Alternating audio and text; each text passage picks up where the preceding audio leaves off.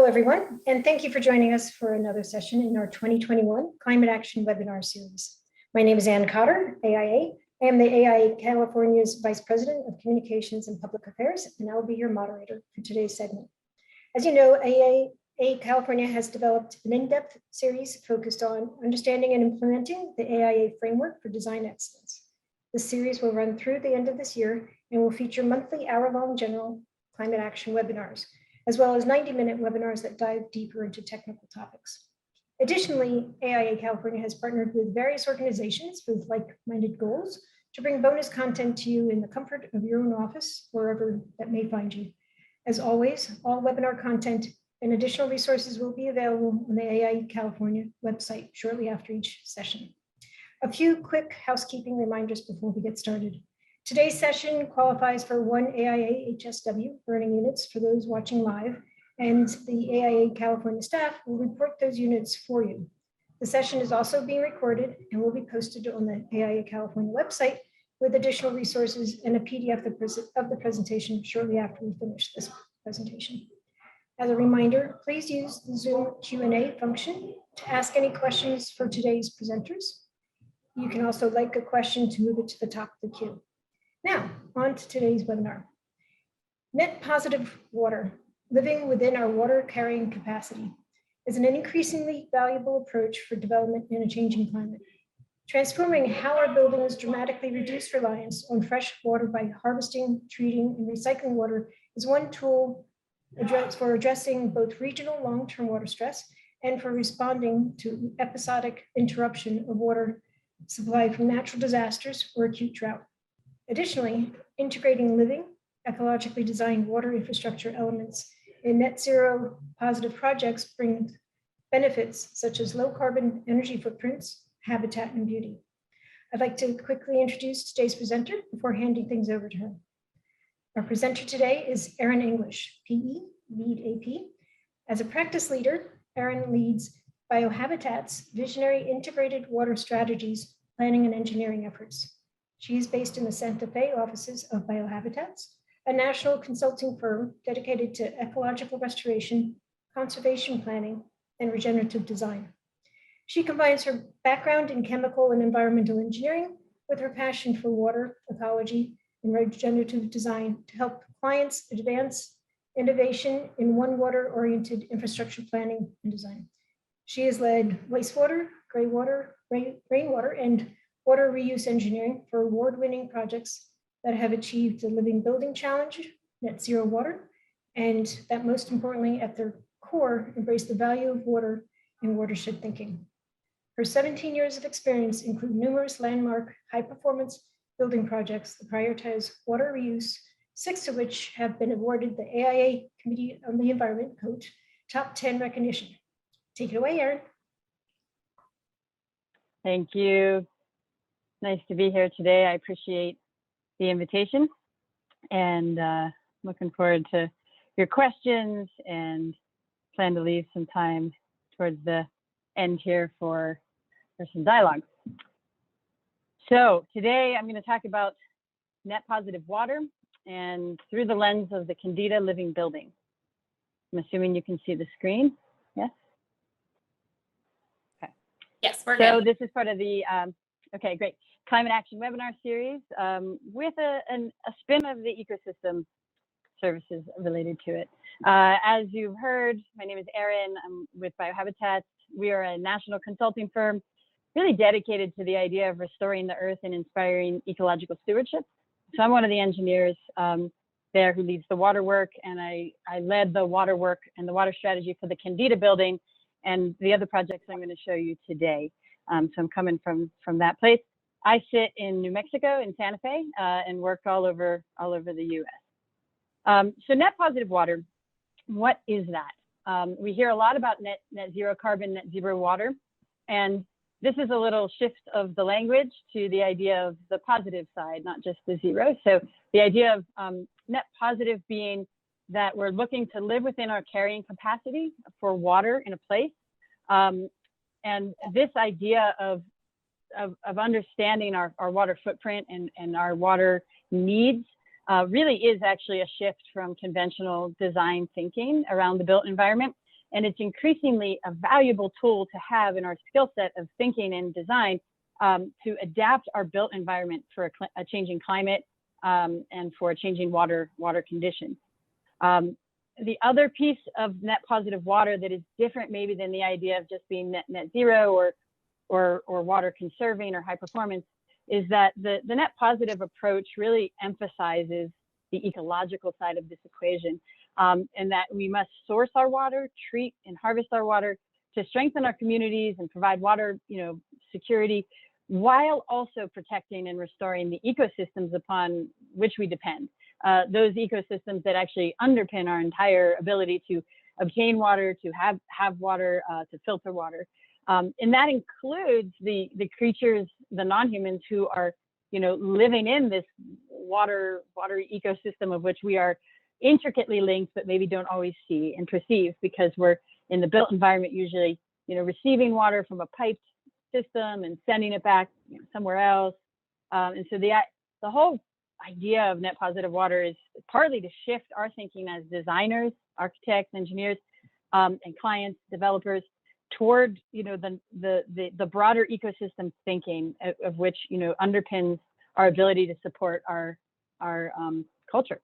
And so within that is ecology, okay? And so ecology is the science of connections at its simplest form, most distilled, and recognizing that all things in nature are indeed connected. And this is particularly true with water.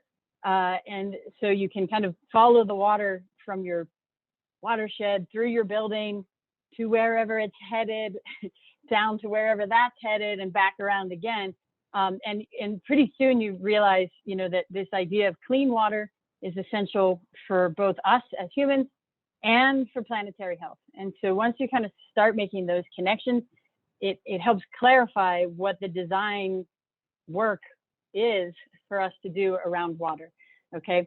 And so it's more than just like flushing toilets and trying to be as water efficient as possible, which is important, but it's really also recognizing our place in this cycle of ecology and how we design within it. And that might require some shift. So how do we do that? And this is something I suggest that everybody does, no matter what your profession is go out and find your own watershed, right? This is like one of the easiest ways to start that design shift in thinking. And I'm sure many of you have probably done this. Is like, where does your water come from? Where does it go? How can you enjoy it? Like my son here up on the Pecos River in northern New Mexico. And, what is it that connects you to the water of your place so that when we're working in different communities, different places, different watersheds, we can kind of seek out that same understanding to inform the design work that we do. So it's good to practice that starting at home. So from a design perspective, and within the built environment, right, we do have some work to do to transform our buildings to drastically reduce our reliance on fresh water by conserving, harvesting, treating, and recycling water. And that's important because we are already seeing, particularly in California, pretty major disruptions in regional long-term water stress, interruption of water supply from acute drought, from changing climate conditions and from natural disasters. And so while we have developed some pretty robust, large, water infrastructure systems that have done a pretty good job of supporting our communities, this is going to be stressed. And so the idea of sort of decentralizing some aspects of our water is one tool that we have, not the only thing, but it's one tool that we have to kind of look at transforming our water resiliency. And at Biohabitats, we also believe firmly that underpinning any of those shifts within an ecological paradigm is important, and to not forget that, and to resist the temptation for just gray engineering, gray infrastructure and pure technological solutions, right? So we believe that any of these shifts that we're making also gives us an opportunity to invite in the living, ecologically designed water infrastructure opportunities, because they can be low carbon and passive. They have lower energy footprints oftentimes. They create habitat if designed properly. biophilia and that experience of being closer to nature. And they can inspire beauty and awe and curiosity, like this stormwater system here in the Sidwell Friends building in school in Washington, D.C., where students are able to go and actually sample their rainwater fed stormwater system and have a pond right in the middle of the city. And so opportunities for that, bringing the water infrastructure and the ecological together might be, this idea of how we treat water in educational spaces, as I mentioned at Sidwell, transforming our wastewater treatment infrastructure, creating restorative spaces within our wastewater infrastructure, like the Omega Institute there on the upper right, which is the first living building. That is a 52,000 gallon a day wastewater treatment plant. We can work at the district scale to bring treatment systems to the forefront and part of our landscape and working at, beyond the building. We can use ecological water filtration techniques for filtering water features and creating those beautiful experiences of water we like to have, but that often have a high energy cost.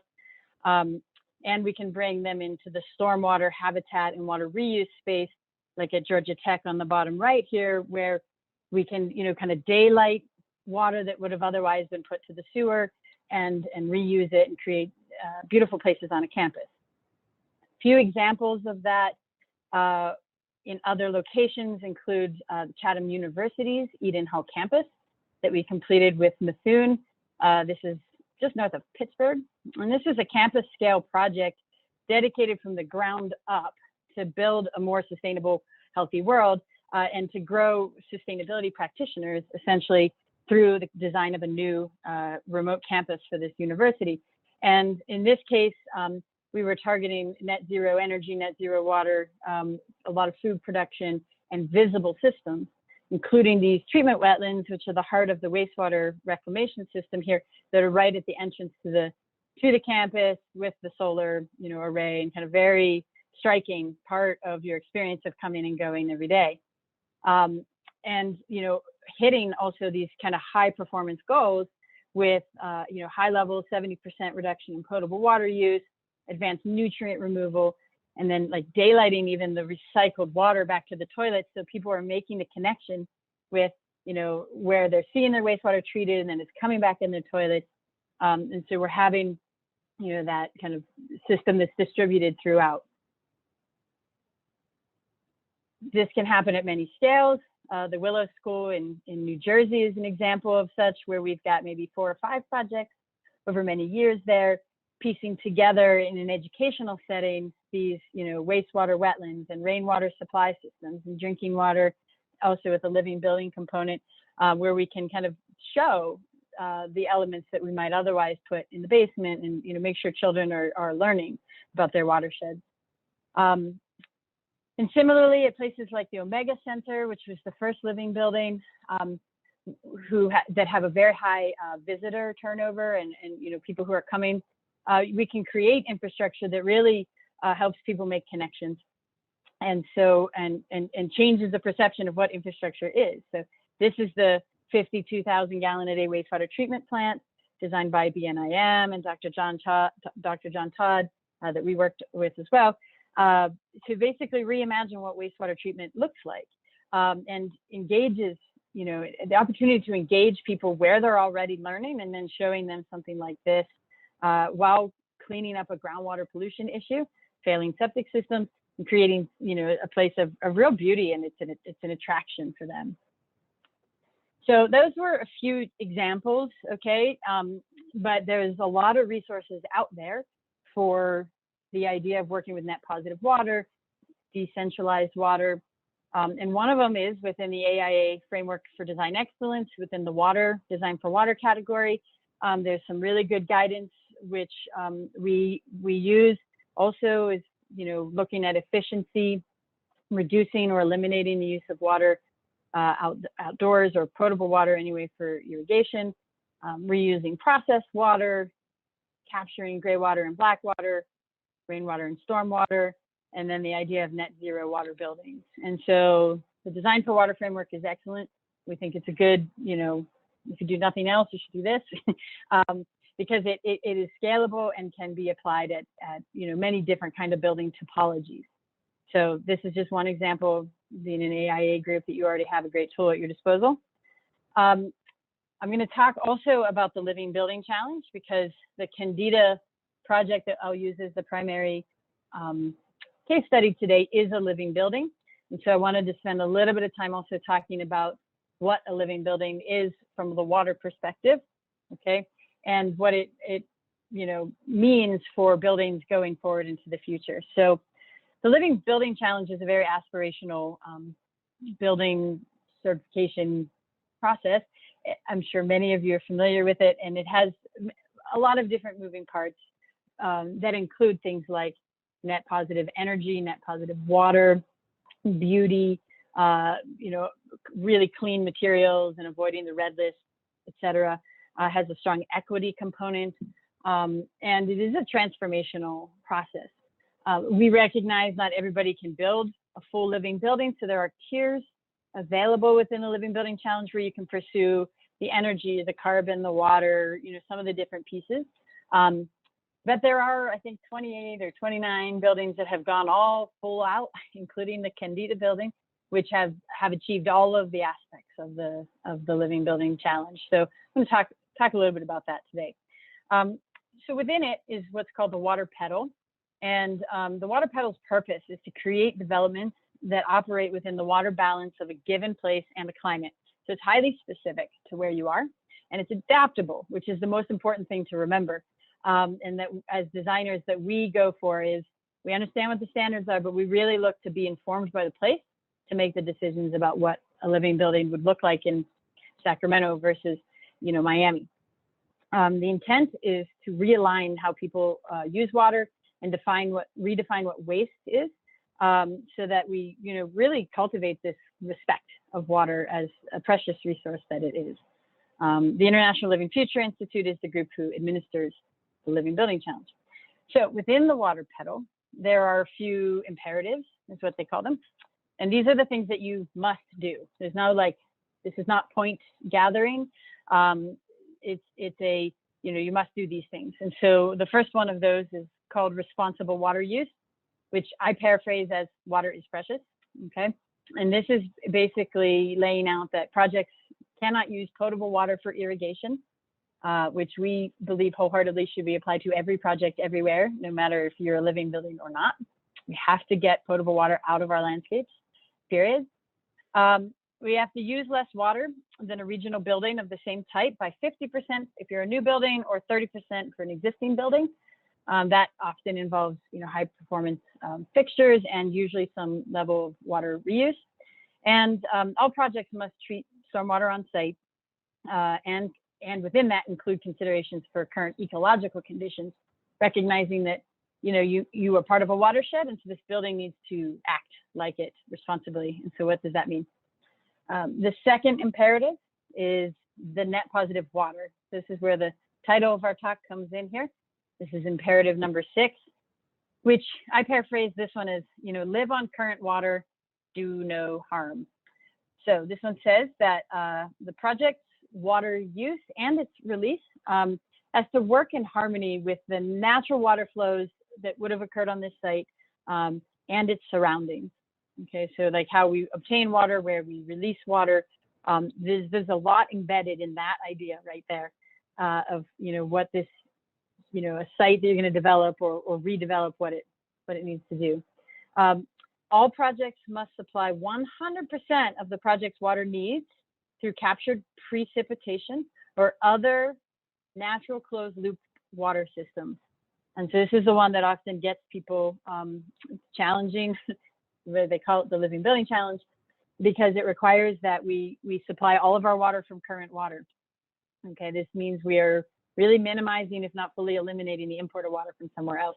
So this has a lot of implications for how we develop in places like parts of California, which are, very arid and experiencing some pretty extreme drought, obviously. So this one is tough, and there's some flex in it that we see, that's out there. But this is part of the hard part, and this is what forces us to rethink what we do as humans, right? How it is that we occupy the places that we build. And then finally, no potable water can be used for non-potable uses. So So that means that like if you have potable water, because in some cases you are allowed to provide drinking water from a municipal system, it means you can't use that for flushing toilets or for irrigating, right? So if there's a demand in your building that you could meet with non-potable water, you're not allowed to use pristine drinking water for that purpose. It goes on, okay, where I call this part of the imperative restoring the water that we do use and improving what surrounds us, okay? So all buildings produce some sort of waste that is often just misplaced nutrient, right? So this one talks about addressing all gray and black water through on-site treatment and management, either through reuse or a closed loop system or infiltration back to the watershed.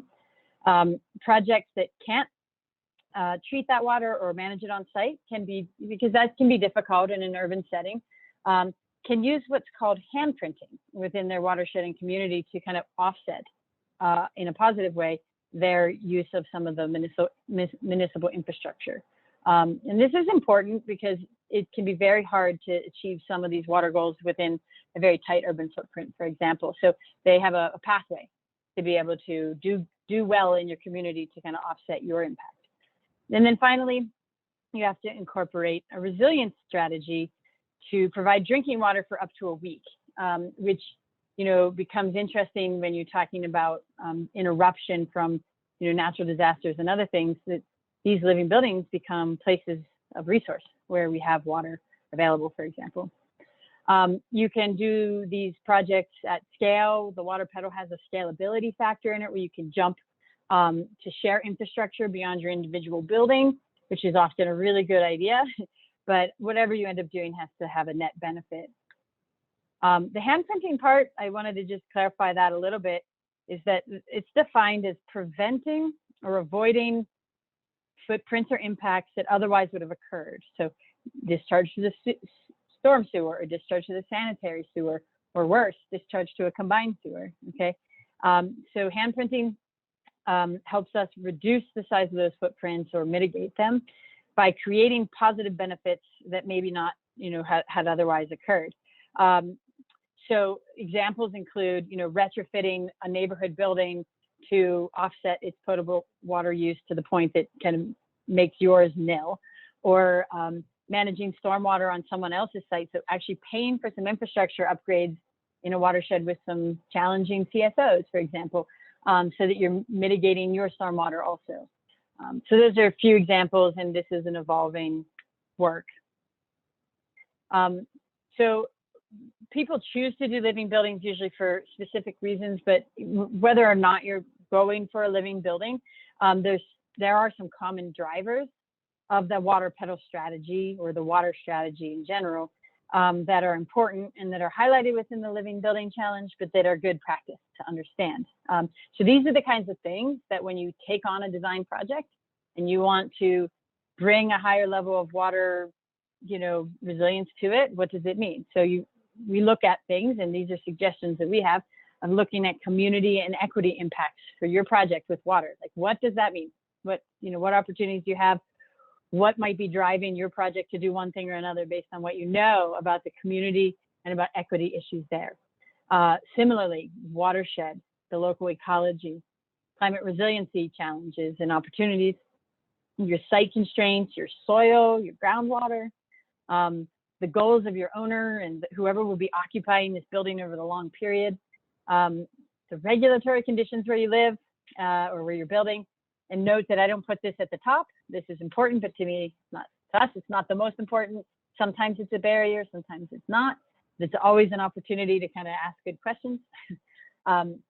Scale can drive these decisions. Does it really make sense to do some of this at a very small scale? Maybe not, but at a larger scale, the impact is much greater. So yes, so looking at, what makes sense at various scales. And then how is this building used? What is the typology? Residential multifamily will have different opportunities around water and challenges than, office or campus, classroom.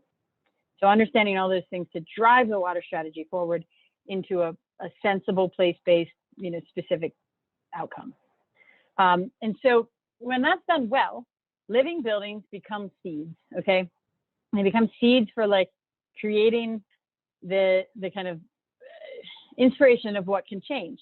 And so, you know, recognizing that clean water is increasingly vital on a crowded planet with a changing climate, as designers in the built environment, building buildings now, today, that have a lifespan that's going to be seeing a significant amount of change, we need to now be looking at, you know, as far as to the future as we can, which is increasingly difficult, but at, you know, what is it that these buildings need to be doing in 30 years or 20 years or 10 years, you know, even if maybe our owners or everybody isn't on board for what it means now. So I suspect in California, you guys are having some pretty good conversations about that, all things considered. So, you know, how do we conserve water? How do we harvest it, clean it, recycle it, showcase it, inspire, you know, create that additional, you know, next generation or opportunities for these buildings to adapt and become, you know, seeds for what's coming next. They're also teachers. And so, you know, although we think water efficiency is generally your baseline thing that you're going to need to do, all of these types of water supplies and sources for these buildings should be looked at as opportunities to kind of evolve the technology, move it forward, and teach and inspire. So, you know, working with rainwater, wastewater, greywater, condensate from HVAC systems, which does exist in usually slightly more humid places, but yeah, it's available, processed water, dewatering from foundations, etc. Just depending on your place, you know, what can this building teach about the water of that place on site? And then, you know, I definitely want to talk about the environmental health and justice piece for a moment, because this has been maybe the harder part that often gets missed in the discussion of water in the built environment, is that we have a responsibility as designers to address, you know, environmental justice and inequity around, you know, how, you know, flooding, drought, access to water, you know, all the impacts that can come from how we use water that often fall on places, communities that are, you know, in a disadvantaged category. And so, you know, our design really does impact the larger fabric. And so we have to understand what the health and justice issues are. And so I'm going to preface, I'm going to use this to preface the Candida case study, which I'll get into in just a moment here. So for example, an example of this at the Kendeda Building in Atlanta, okay? Atlanta has a large combined sewer overflow issue where the stormwater and the sanitary lines are mixed.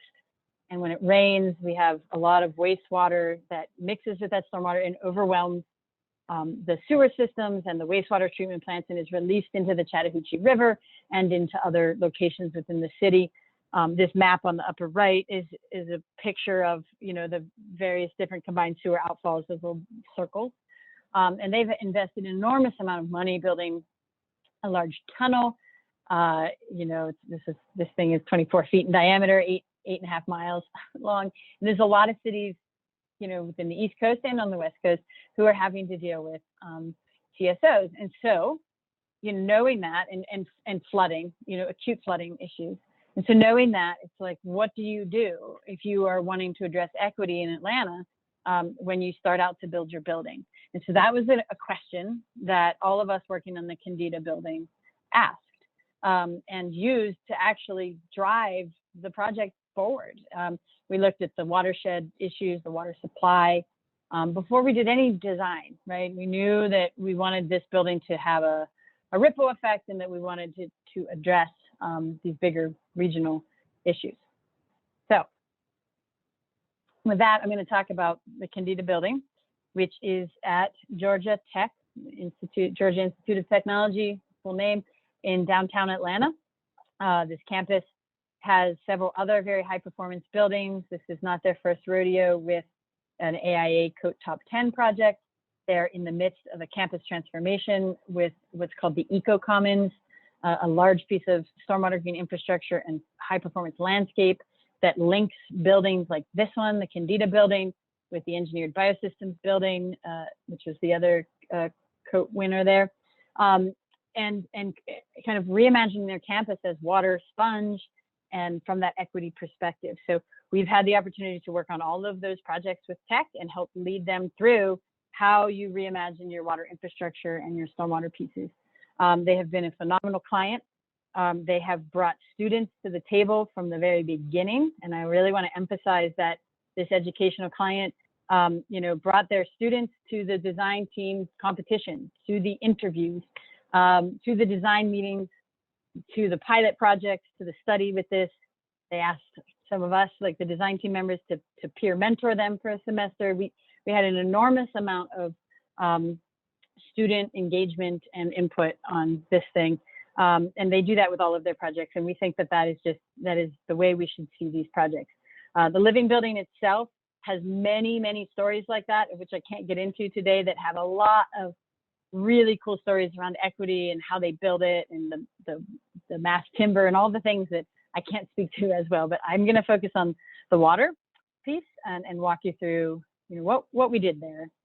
And so this building received full living building certification in April of this year, 2021, after having to do a commissioning process through COVID.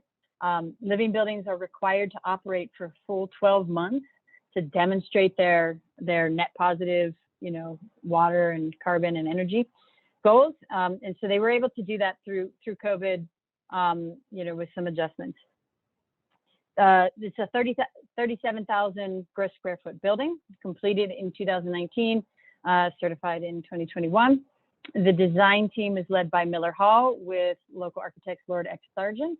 PAE were the MEPs, Andrew Pogon, landscape, biohabitats, water strategies, Newcomb and Boyd, MEP, Long Engineering, Civil, Muzan and Case, structural, and then Skanska USA was the contractor who was on board for the majority of the project and delivered that building. So a couple of shots from it. It is a mass timber building with a very large shaded porch in the south of the U.S. This is like kind of a cultural gathering space, and this porch also serves as our solar canopy and our water harvesting canopy for how we gather water. The building is very transparent. It's really beautiful. Had a fair amount of biophilic design input in its design. The landscape itself is one that's meant to absorb water. On the right is the kind of extensive stormwater elements. On the left is our biofiltration wetland for all the greywater, which happened to be the day they were photographing it. There's a student in the background there actually pulling water samples. We are working with them to kind of continue the monitoring and study of the performance of the biology. And the building also has a rooftop deck that has urban agriculture integrated into it. Has a beekeeping program, blueberries, and all of this building is supported by current rain and by condensate. So the landscape is fully supported by harvested water. The drinking water is rain, and all of the wastes are filtered and infiltrated on site. And so the idea was to change the way that we view water and change that paradigm from standard practice to net zero or net positive, right? Where we're kind of reclaiming and recycling and really minimizing what we're going to shed downstream. We're going to really minimize our impact on the combined sewer in Atlanta and on the flooding issues. So what did we do? So we selected fit for purpose strategies here. So in our case here, we removed the idea of flush toilets. We were using only composting toilets, so this commercial composting operation. Any water that's discharged from the building is considered greywater in this case. We didn't have any heavy food service, so this was pretty straightforward and an easy decision to make. So we're treating all of the greywater and discharging that on site into some native soils that we found around a tree. Rainwater is harvested to provide drinking water. Excess rainwater is joined with condensate to irrigate all of the landscape. And then any overflows from those systems go into the stormwater infrastructure outside the building that is primarily focused on recharge with a slow discharge downstream to support the eco commons which has now actually been built. So it's this nested system. So how does it work? So the composting toilets vastly reduce the water demand and the amount of wastewater we have to treat on the site. So that was step one, is like, let's create a building that doesn't need much water. Atlanta actually has a water supply problem. They have a very fragile upstream infrastructure, and they are at great risk of water stress during drought. So we said, okay, we're gonna cut out how much water this building needs to use in the first place.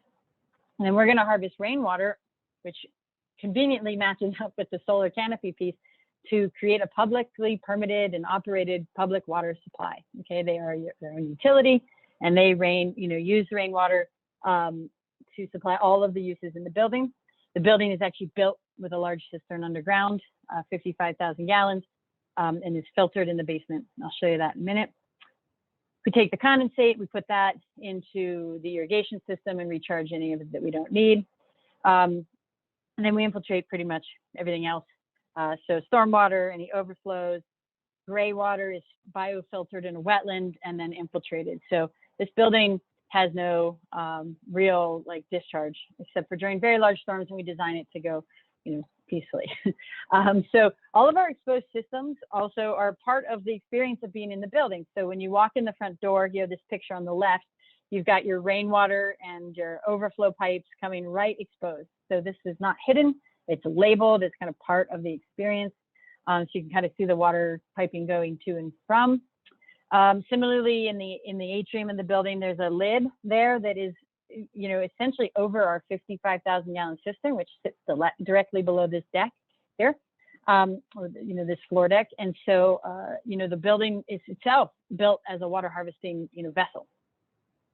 We did a extensive amount of modeling, and know that most of the time this building has so much water in it that it can span the droughts that we will see. But we, capture this water, reuse it, and then become a source of water should we need extra. And so, we have some bridging that we needed to do. So large storage is often a byproduct of these kinds of projects. And it's something you build once, but you benefit for a long time, okay? We showed off all of the infrastructure in the kind of bottom floor, where you can see, the filtration, the disinfection systems. They give a lot of tours to the state and to operator groups. Harvesting the condensate happens up on the roof, and that humid climate, and we have a fair amount of condensate, about 100,000 gallons a year, that comes just off of the coils, so we capture that. In the basement, we have the commercial composters and flushable foam toilets throughout the building.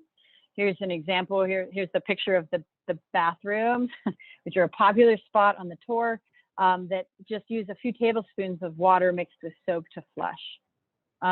We have the greywater treatment wetlands right out front that become part of your experience of coming and going, and that are providing passive biofiltration. These are subsurface flow wetlands where the greywater is never exposed. It kind of moves through the bed and then by gravity down into a drain field at the lower part of the site.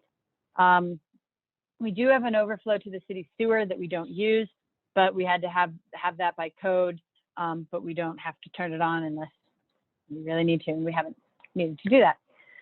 There's an extensive amount of infiltrative surface and hollowness to the landscape, extensive vegetation that has food for wildlife and for people.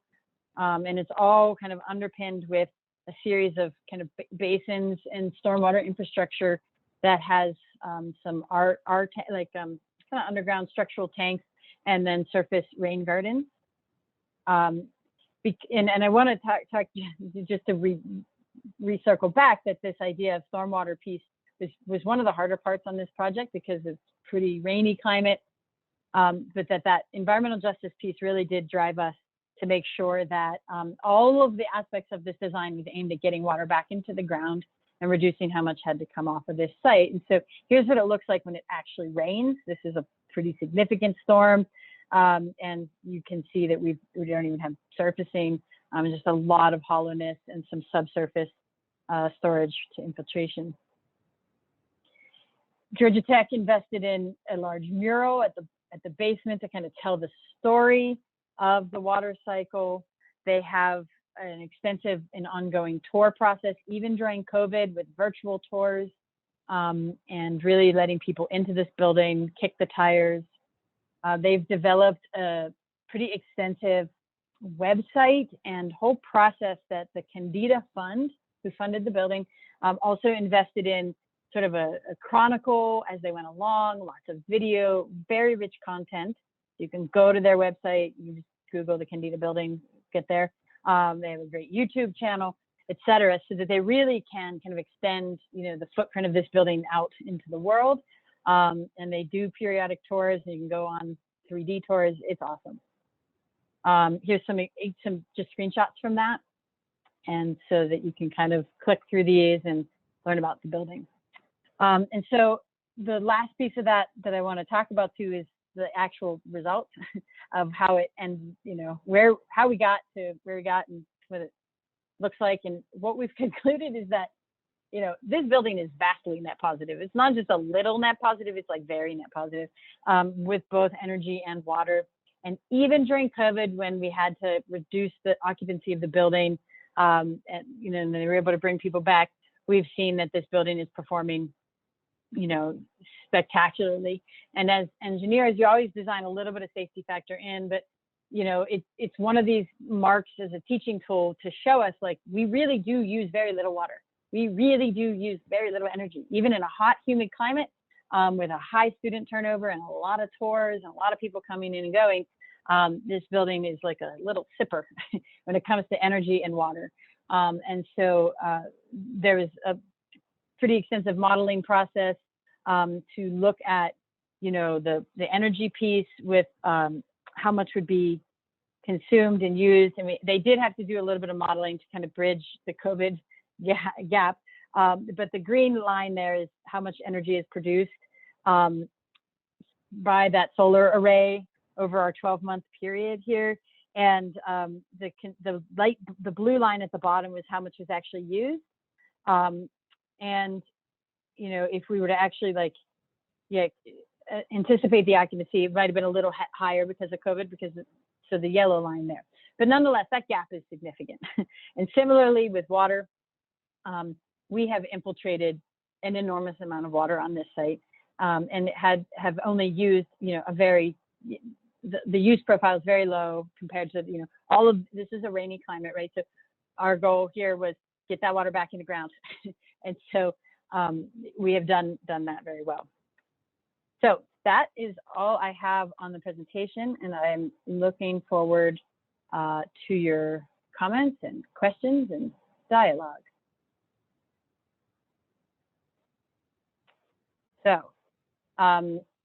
Hillary, did you guys want me to run through the chat, or would you like to bring in some of those questions? I think Anne's gonna hop on and help moderate the Q&A for you. Okay, Yes. great.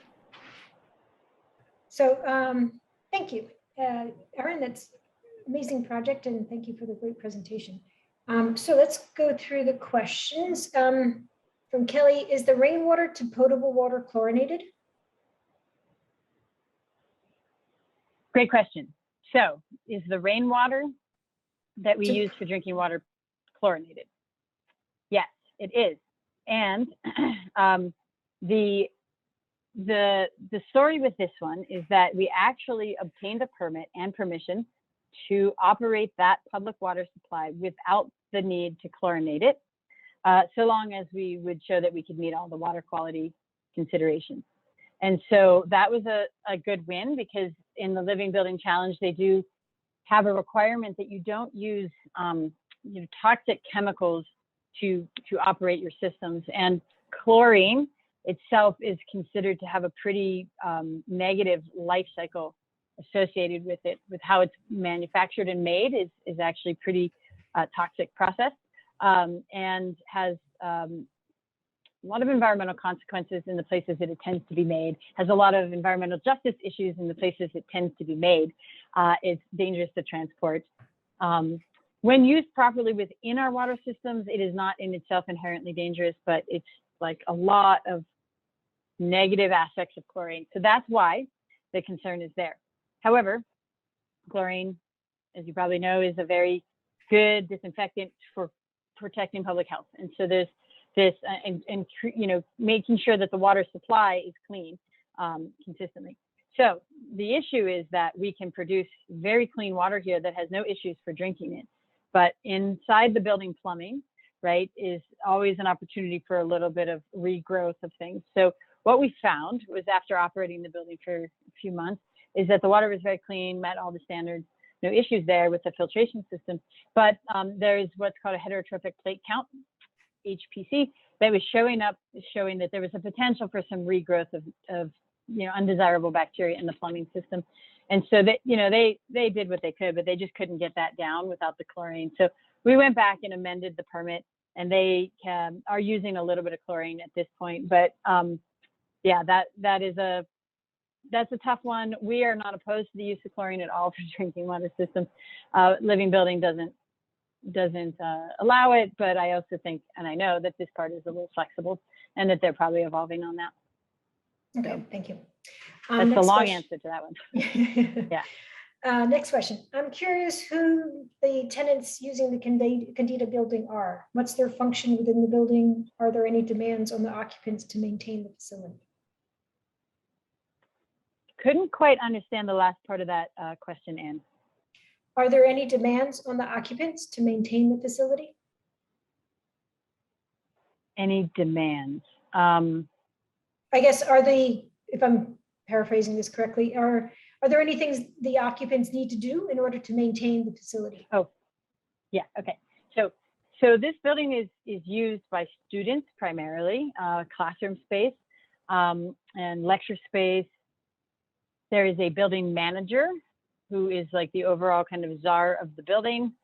He's the spokesman. He's not necessarily the facilities person, but they actually have somebody who represents the living building. And so if right now, he's probably the one who has the primary focus of the work in terms of making sure that the building is meeting its proposed purposes, right? So as an educational tool, he gives the tours.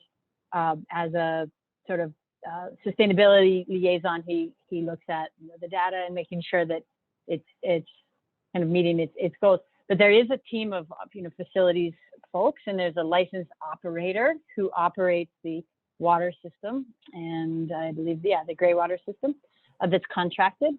So the owner, being Georgia Tech, aka an occupant, does have a licensed operator and a kind of building liaison, and then some facility staff who maintain the various systems. For the transient users, the students, there's no demand on them per se, aside from, you know, an awareness of what's happening in the building. So we don't have an interactive component that they are required to do anything different, except for maybe don't flush weird things down the toilet. That's always a good one, where it's an educational process. Whether you have a composting toilet or not, it's always good to educate your building occupants to, you know, avoid flushing wipes and other trash and stuff. Okay, thank you. On average, what kind of cost impact per square foot does the system add to a budget? Well, so that is a difficult one to answer because the systems vary greatly by, you know, scale.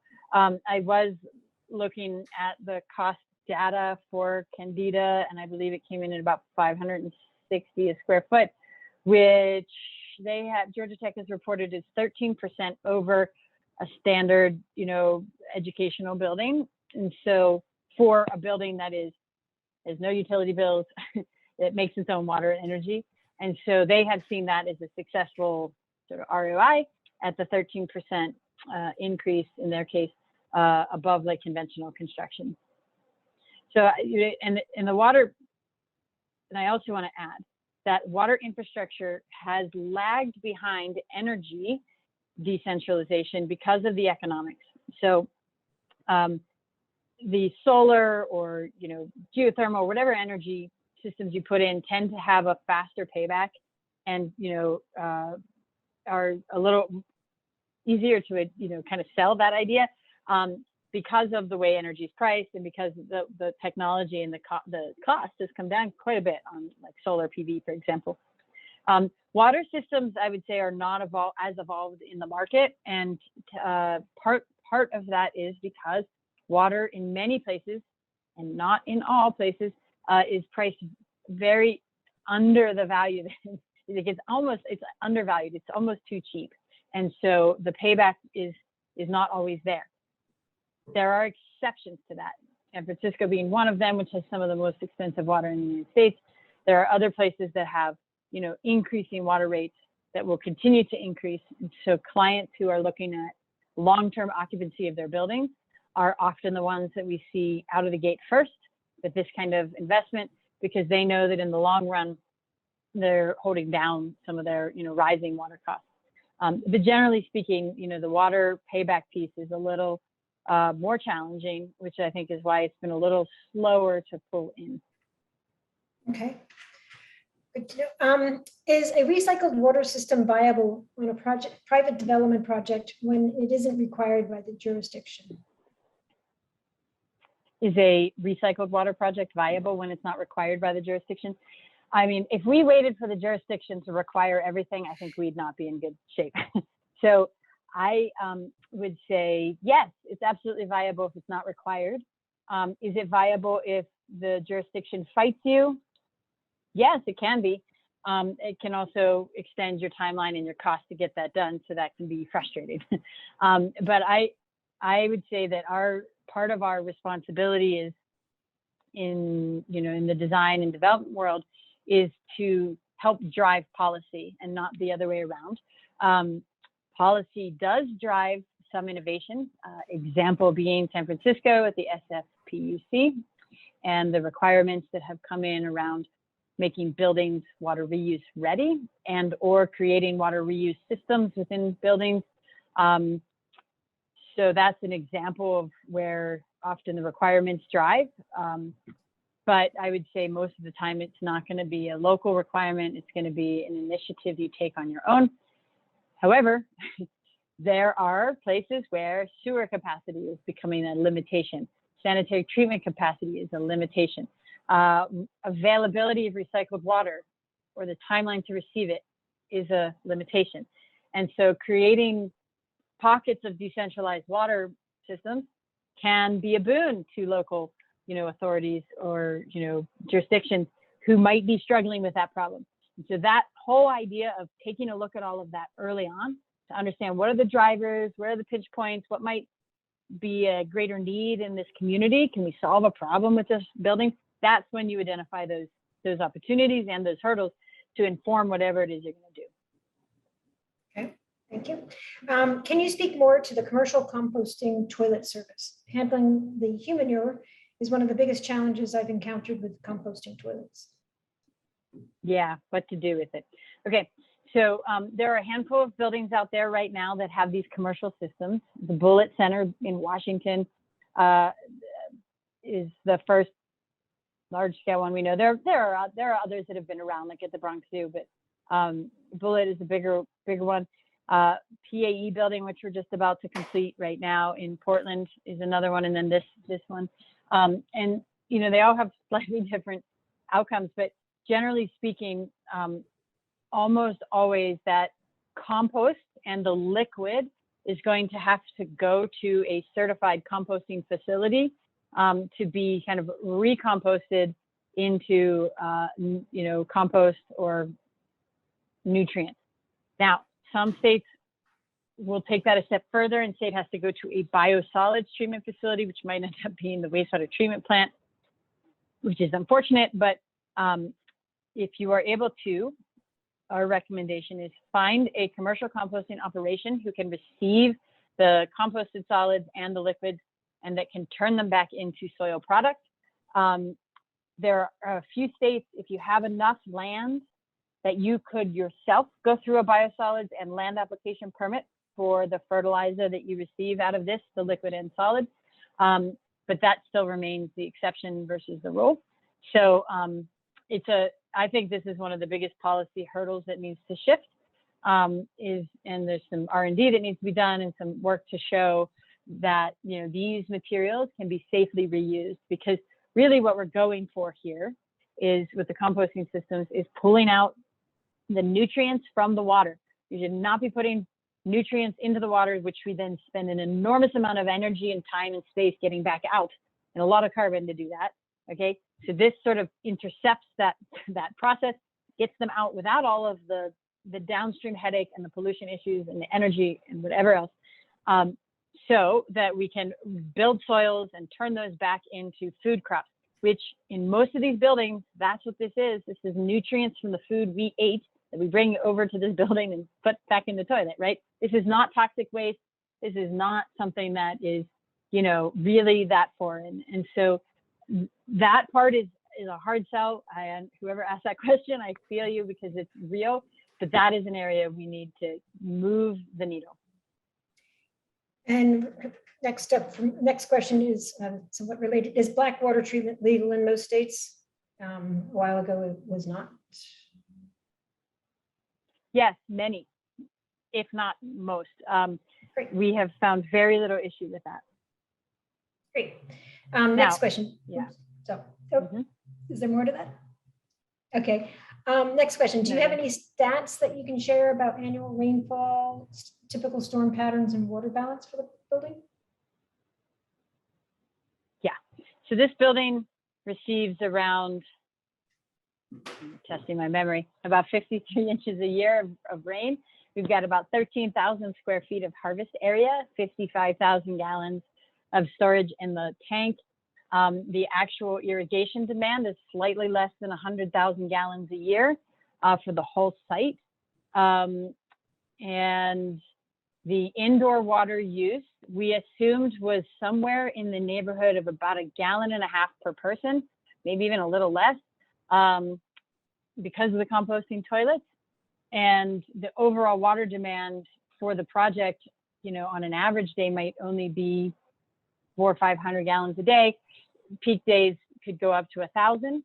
And this is with between 500 and 1,000 people coming through. And so roughly we're seeing that about 1 gallon per person correlation. And most people would never believe you if you say my building needs 1 gallon per person. They would say you are crazy, but we are not crazy. And so, yeah, for the storm, this project has to manage the 10-year fully on site and convey safely the 100. Okay, thanks. Next question. The storm drain piping doesn't look like it's insulated. How do you prevent condensation? The storm drain piping. Oh, inside the building. That's a good question. I don't know the answer to that. Okay. Next one. Has the surge tunnel helped stop flooding overflow and mix with the sewer system into the river? Say that one more time, Ann. Yeah, has the storage, it's typed Tunner, I'm not sure if that's a typo, T-U-N-N-E-R, helped stop flooding, overflow, and Oh, the mix. tunnel. Tunnel, yes. Must be Yeah, tunnel. in Atlanta, you know, that's a good question. The big stormwater tunnel that they put in, I believe so, but they still have a lot more work to do. I think that's just a part of their solution. But you know, these upstream kind of like decentralized solutions are a part of that whole mix. It's not just going to be the tunnel. That Okay. will not solve all their problems. And we are at a point where we're not going to be able to get all the answers, all the questions answered. So Hillary, I'm not sure if there's a way of addressing that. As a Yeah, follow-up. we can have Erin answer any unanswered questions following the webinar, and we'll share on Sure. the website. Great. Yeah, Thank you. happy to. So thank you, Erin. This has been an excellent presentation. And to everybody who's been listening in and learning about this great project and everything that Erin's Biohabitats is doing. If you've made it this far, the AIA California staff will submit to you for AIA CE credit. It should appear on your transcript in a few weeks. As always, more resources and tools can be found on AIA California's website, which is www.aiacalifornia.org/climate-action. And more details on the 2021 Climate Action webinar series will be shared with you via email. And this presentation will be on the AIA California's website. So thank you again for joining us today, and we will see you at our next climate action webinar. Thank you, Erin. Thank you. Thank you.